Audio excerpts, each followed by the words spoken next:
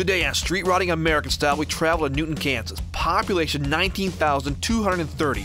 You never know what the weather's going to bring, and today it brought a little cold and a little rain. But when you have an addiction to street rods, the cars still show up. Today we'll take a look at a 1938 Chevy pickup, a 23T bucket, and for all you drag racing fans, we found a 1963 front-engine dragster and a wicked 67 Volkswagen Beetle. All this is coming up next on Street Riding American Style. Support for Street Riding American Style is provided in part by BG Products Incorporated. BG Products Incorporated is dedicated to making vehicles last longer and perform better in the meantime.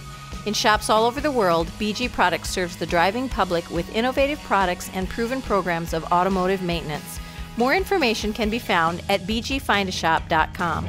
And Ren Radio plays your favorite oldies. Great oldies of the 50s, 60s, and early 70s. Great oldies from Elvis, Chuck Berry, the Skyliners, and many more. Nothing but the greatest music ever laid down on disc. Ren Radio is online all the time at renradio.net. Good times, great oldies. WREN. They make you look, dream, and sometimes even wish. These are street rods, built or just owned by those who have the same passion.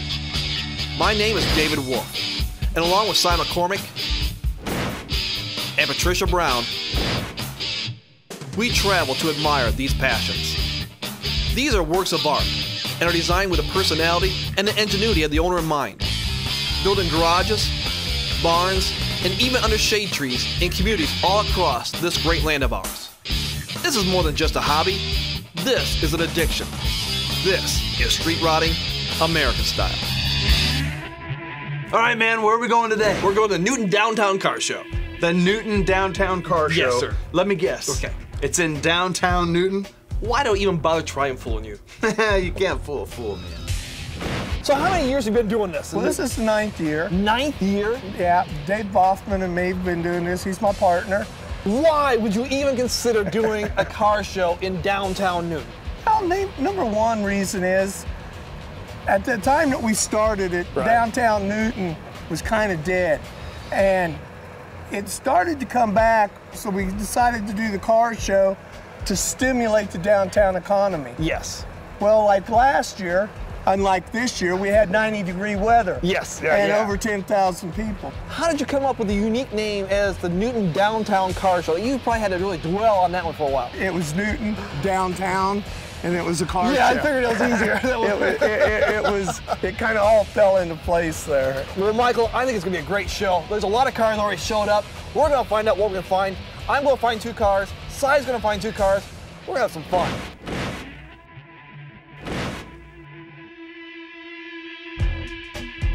It may be cold. I got my coat on, a little damp outside, but it does not dampen my enthusiasm for what I'm seeing here. Gene, tell me, what are we looking at? It's a 1963 Don Tuttle chassis front engine dragster. in 1963, the lava lamp or astro lamp was launched. The Alcoa company introduced the first use of the pull tab can in the United States. And the first episode of the BBC television series Doctor Who was broadcast. But this is old school. What I love about it is front engine. Yep. What was the reason why guys went away from the front engines? Safety probably being the #1 thing. Like what? Well, that motor could blow up in your face and give you an oil bath or fire bath, and you're sitting right on top of the rear differential basically. And that I noticed. I saw that differential. I mean, you're straddling that differential right there. I mean, how do you get into this thing? You got to do a little wiggle worm thing. So. You got to be part contortionist. But I also noticed there's no wheelie bars on this thing. Wheelie bars are for weenies. That's why I like to call them weenie bars myself, but they didn't have them in the day, and I've seen people put them on friend motor deals, and it just doesn't look right. It takes away the nostalgia from them. And takes away the nostalgia. Do you lift the front tires then? Well, there's no problem there. They'd easily come up. So. But it's still for weenies, right? Still for weenies. So do you take off in first gear, or do you use it in high gear? No, we just leave in high gear. In high gear? Because you're not lifting up the... It's not quite as... It's a little more calming than leaving in first. Right. Tell me about the engine here. What size engine we're looking at? It's a small block Chevy 350. That's board 30 over, 355 now. What kind of horsepower then? Approximately 500. 500. And the oddities about it is it's got GM bearings, GM rods, GM pistons. There's all stock. It's all no bells and whistles other than the Hillborn. And so the Hillborn is the only thing that you've really added onto it that's not stock about this engine. It's got a little mild cam. It's a hydraulic cam. Never have to run the valves. Just that's crazy. And valve covers never come off it. Just get in it and go. Now, I know it's obvious. You don't drive this on the road, do you? Well, once a year. Well, you do? Yeah, we drove it in and we drive it home. So you drove it here to the car show? Yep. How far do you live from here? About 6 or 7 blocks. Do you turn heads going to go down the street with this thing? Yeah, I'd say so. I would say so too. You don't see this every day going down Main Street in Newton, Kansas, do you? No. It's great. What kind of gas mileage then do you get with this? 5 gallons per mile. Wait. 5 gallons per mile? All right, I go about 1.5 to 2 gallons in a quarter mile pass. Okay, so you probably can't go to car show driving down the road then too much with this. No, you can't. Not too much highway economy there. With these tires right next to your head, is that a rush? Yeah, especially when you see them get about a foot taller and. Because they do come up, don't they? When you put the they shrink and. What kind of air pressure then is in these things? About 7 pounds. 7 pounds of air pressure. Yeah. And normally a car going down the road, 42, something like that. Right. Why only 7 pounds? Traction. Traction. Yeah. Could you do me a favor? Could you start this bad boy? Sure. I'd like to go ahead and let my son get in it. Oh, that'd be great. For safety reasons and that, so. Awesome, let's do it. He can be in it and we'll make a little noise. Awesome.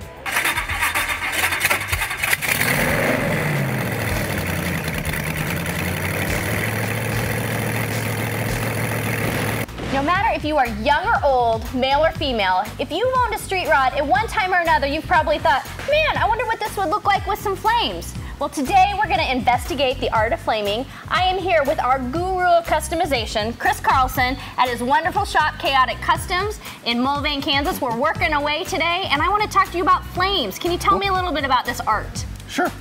Flames started way back in the 40s, 50s, you know, a guy in a paintbrush and he's, you know, doing something throwing crazy. Some stuff around. So just to try to make his ride different than everybody else's. So you have different styles of flames. Right. We have traditional flames, which is the old hot rod flames.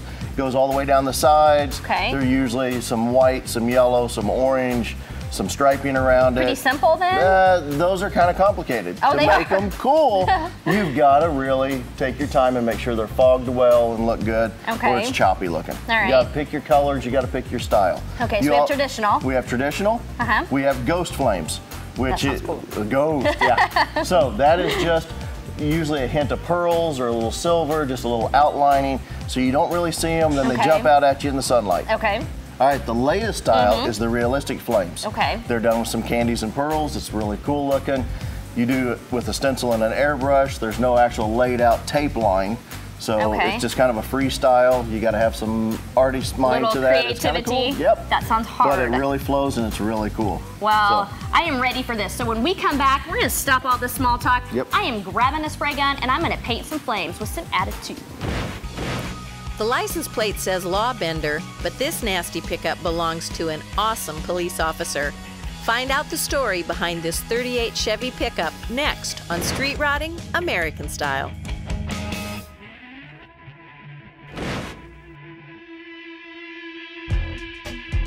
I'm in downtown Newton, and it is May, and it is freaking freezing out here, but I just got a little bit warmer because I found this beast. I've got its owner right here. This is Mitch. Mitch, what have you done? What are we looking at? This is a 38 Chevy pickup. In 1938, the cost of a gallon of gas was 10 cents. Action Comics issued the first Superman comic, and Orson Welles' radio adaptation of The War of the Worlds was broadcast, causing mass panic in the eastern United States. It was actually my granddad's pickup, and he had it from the original owner. This is your granddad's truck? It was. It's a 38 Chevy pickup, but it's got a 32 Ford front end on it, but the cab and bed are still the original 38. 32 Ford. 38. 38. Chevy. That's right. Let's clear up this controversy. Is this a rat rod, a nostalgic hot rod, or an unfinished hot rod? I would put it in a nostalgic hot rod category more than a rat rod. mainly because of the fit and finish and the suspension and some of the other things I've done to it. What did it look like when you first got it? Well, actually, it used to be a blue farm truck, full fenders, had the 38 Chevy front end, hood, everything. And then I ended up stripping it down, built a 355 small block. It has 700 R4 transmission with a small converter in it. It does have a Camaro rear end in it, but like I said earlier, a lot of the money's in the suspension. It has a Mustang 2 front end, so it's got disc brakes, coilovers, tubular A-arms. All the way around, we got discs all the way around. You know, you see these things cruising down the street, and a lot of people think, man, those rat rods, those old hot rods, whatever, they don't look so safe, but you built them for safety. I did. Actually, that was partially because of my wife. She said my son would never be able to sit in it or ride in it if it didn't pass grade, so. Mitch, I look at the front of this thing and it's got this license plate that says law bender. Now I gotta know, man, this thing's bad rolling down the road. I know if I was driving, I'd probably be breaking some laws, breaking some rules. Are you bending the law on this thing, dude? Well, because of what I do, the fact that I'm a police officer, I don't exactly law break, but I might bend a few rules here and there. Now we're talking, man. That's rad. This thing is cool, dude. You think you'll probably bring home a trophy today? I guarantee it. That's the way, man. That bed is gorgeous. Where'd you get that kit? Well, like I said earlier, being on a cop budget, I've also had to do a lot of things myself. And I actually did this just using a local hardware store, buying the wood and buy polished aluminum strip and then polyurethane it. I maybe got $60 in the whole bed. $60 in the bed alone, that is just awesome. What is Nettie's powder coating? Well, actually, Nettie's is short for my nickname. All my buddies here that I work with call me Nettie. And there was a period of time that I actually used to powder coat out of my garage. And so this was a way for me to do some advertising for my business. So you actually painted this up on here and did this yourself? You've done all this yourself? Everything from the frame up. Is this your first hot rod? My father actually introduced me to cars, and we've always turned wrenches, but this is the first thing I've ever actually built from the ground up. What's the plan in the future? Continue to do this, and then my sons. So. Are you going to do anything else to the truck? Yeah, as it sits, it's going to be kind of a finished project. They'll always never really be complete, but there'll be little things here and there I'll probably do. Are you going to put glass in it? Nope. I think when you're talking about essence of hot rod, you put on some clear shades and you just go. Dude, that is awesome right there. High five, brother. Heck yeah, that's sweet. All right, dude, I got one more question for you. Yep. Let's hear this bad boy. Can we fire it up? Let's start it, man. Woo!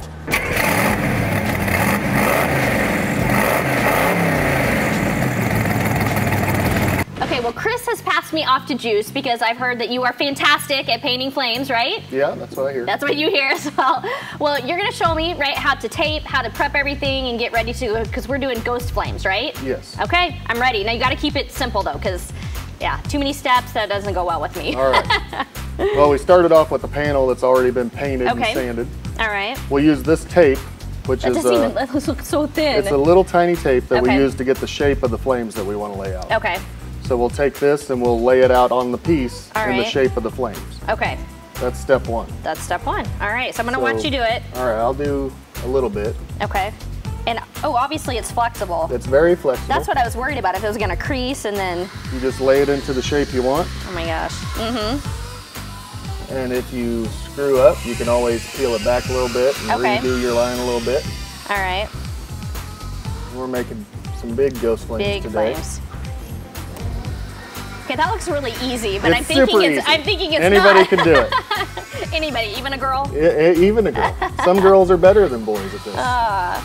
In fact, I think it's so easy that you can do it too. I don't know, I'm not sure. So I'll just start down here from the bottom, and then I'm gonna have to look at see how you did yours here. And I just run my, oh my gosh, I won't even I can't even get the first piece to stick. Okay. Seriously. Okay, there we go, there we go. See how you did this, okay. Okay, Juice, this is not that easy. All it takes is practice. Okay. Oh. There we go, there we go, there we go. Okay, there's definitely an art and science to this, and I am not getting it. Hold on.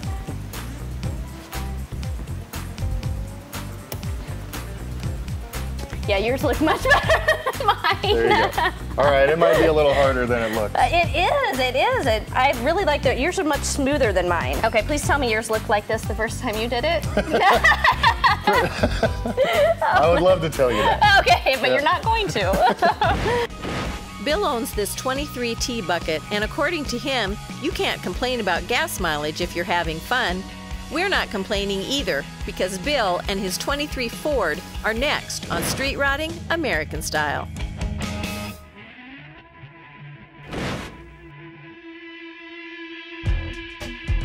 All right, Bill, I know it's cold out here, but this is a very cool car. It fits in with the weather. Tell me what I'm looking at here. This is a 1923 T bucket.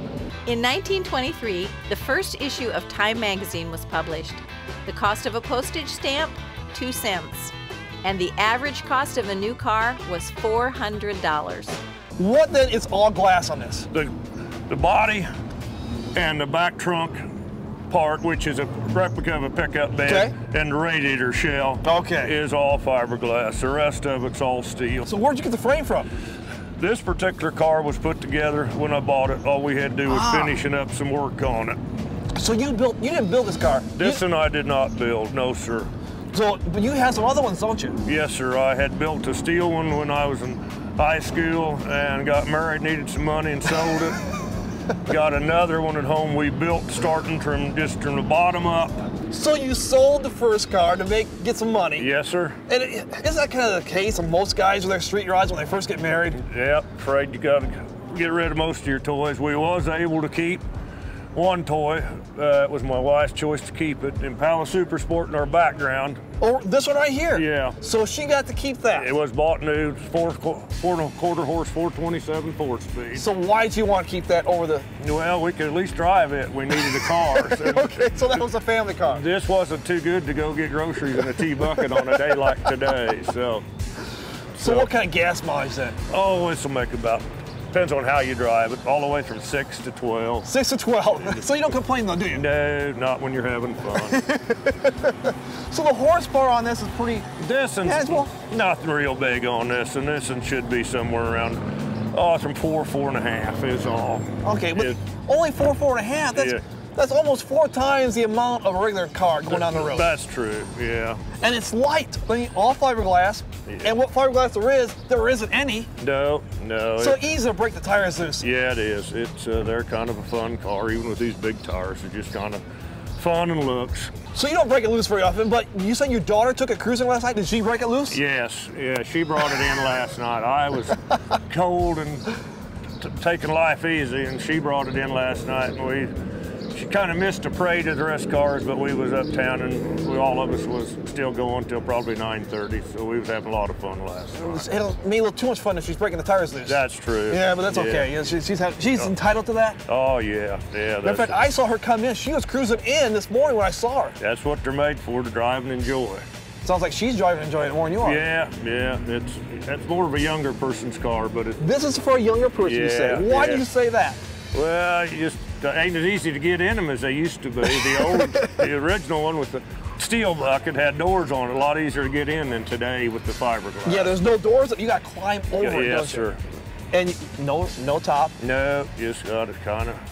Is that your preference, no top? Yes, sir. No fenders, no top? Yep. Yeah. It's almost naked, right? That's kind of the old hot rod look of years back. It is. Old 50s and 60s. In order to have a good time with this, I gotta hear this bad boy. Oh, can I hear it? Sure. Let's do it.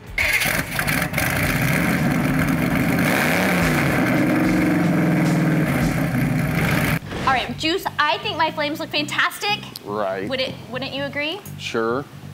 But I think we're ready to paint. Well, first we have to put down this paper to keep us from painting the areas we don't want to paint. Okay, and then we're ready to paint. And then we're ready to paint. Okay, I'm so pumped for this. It's gonna look awesome.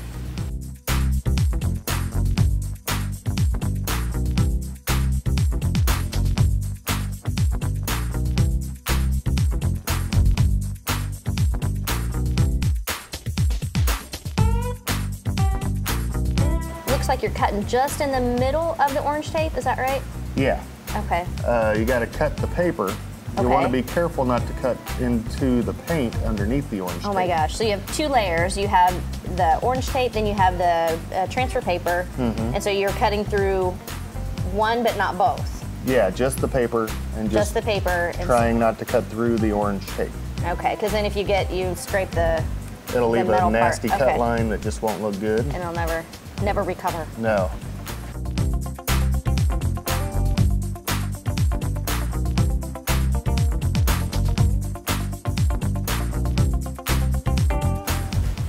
It's a lot faster to take your time and not mess it up than to have to fix it later on. So will you leave the orange tape down then, what's left when we paint? Okay. Okay, now if you're telling me that that's difficult, I definitely know it may not be something I want to do. Me, a razor blade and and tape that I cannot even, oh, that's cool. Nice. Nice. I have some pretty evil lines on mine. I think it's wonderful. Living room. Living room. Okay, I gotta say, this is really cool. I didn't realize you had to do all of this. I seriously thought it was just you just kind of like mask it and spray it and you're good, you know, and. Hey.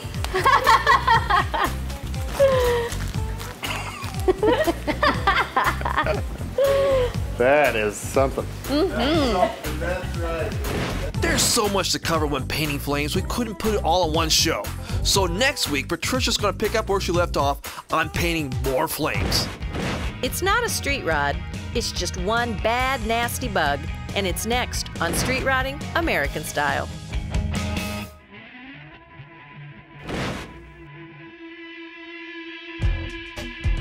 All right, not necessarily a street rod, not necessarily something you'd even want to take on the street. I would want to, but you can't because I don't think it's street legal. But it's one bad bug. I got its owner right here, Cody. What are we looking at? You're looking at probably 15 years of dreaming. Finally came together, and it's one bad bug. Heck yeah, it is, man. What year is this? This started off with a 1967 Beetle. In 1967, a movie ticket sold for $1.25. The first Rolling Stone magazine was published, and Evel Knievel fails in his attempt to jump the fountains at Caesar's Palace in Las Vegas. You've built the sucker up to drag down the track. Why a Volkswagen? I don't want to be the fastest car at the drag strip. I want to be the fastest Volkswagen. Heck yeah, man. I bet you are the fastest around in a Volkswagen. What's your ET? It should run in the mid to low 11s. 11 seconds down the track in a Volkswagen. That is awesome. You got the front end lowered, and on a Volkswagen, to lower the front end, we got to suck the beam in. Is that right? Yeah, this is narrowed 6 inches in the middle. 6 inches? Yes. So your stance is out like this, and now it's sucked in 3 inches on each side. That's right. Doesn't that kind of creepy out going down the track? Because now you're in a tricycle almost going down the track, man. Yeah, it's like... How's it handle? Yeah, pretty good. It launches straight, it drives straight, it does pretty good. I want to know, what was your experience the first time you opened it up cruising down the track? What happened? Well, it's kind of scary. Kind of scary. It takes off of wheelies. It'll pull a wheelie. Oh yeah, oh yeah. It takes off and and before you know it, you're done with 4th gear. So just 4-speed Volkswagen transmission. 4-speed. It's a bus transmission. They're a little heavier duty than what the bugs would have been. Right, right. So we had a 1600 dual port in '67, right? Right. What's in it now? It's a 2332 normally aspirated motor. 2332 cubic centimeter normal aspirated motor on gasoline? On race fuel. That's right. That's right. So why couldn't we just drive down the street? I mean, it's not street legal. I understand that.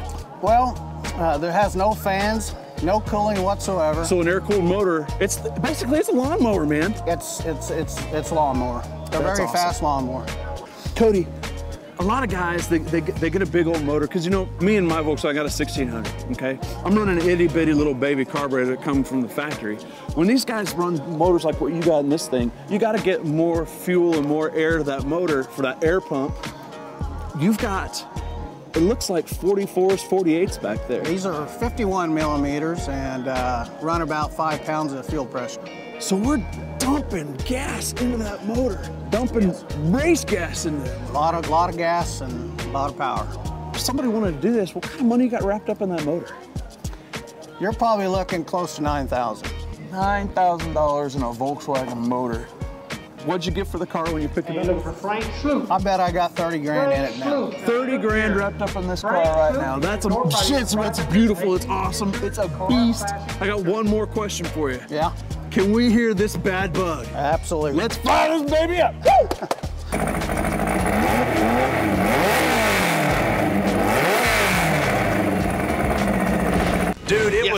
cold outside, but we had plenty of heat. And that heat came from all the hot rides. Heck yeah, it did. I'll tell you, like Gene's old school dragster. That thing was old school cool, man. That is true, and I love the idea that he and his son drove it from his house down Main Street to get here. That's awesome. And then Bill's 23T bucket. I mean, you just can't go wrong with a T bucket. Dude, you're right. But you know what? Right. If you can find a dragster, I'm gonna find a dragster. Okay. So I went out and found Cody's 67 bug. Yeah. Drag bug, dude. No way, no way. Oh, it was ridiculous. It's so cool. And then I find Officer Medro. He's got this 38 Chevy pickup all rat rotted out. Right. Right down my alley, man. It was sweet. And if you want to see more sweet rides, join us again next week and see why street riding is more than just a hobby. It's an addiction. Support for Street Riding American Style is provided in part by BG Products Incorporated. BG Products Incorporated is dedicated to making vehicles last longer and perform better in the meantime. In shops all over the world, BG Products serves the driving public with innovative products and proven programs of automotive maintenance. More information can be found at bgfindashop.com. And Ren Radio plays your favorite oldies, great oldies of the 50s, 60s, and early 70s. Great oldies from Elvis, Chuck Berry, the Skyliners, and many more. Nothing but the greatest music ever laid down on disc. Ren Radio is online all the time at renradio.net. Good times, great oldies, WREN.